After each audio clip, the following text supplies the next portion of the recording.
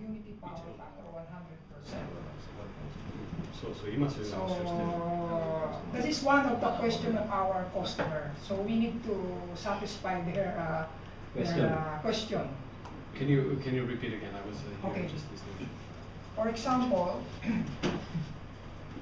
So if we, So the if question the is, if we have power factor equal to 1 already, For what example, happens? That's yeah. the question. That's the bottom line. yeah, in the Philippines, the nominal power factor is around 95%.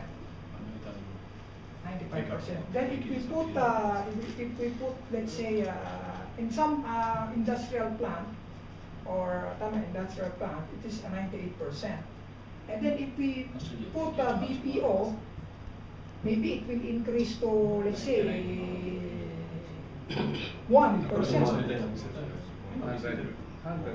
100%.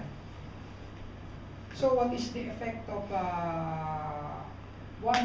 power factor is 100% to motors? So that's one of the concern of our customers.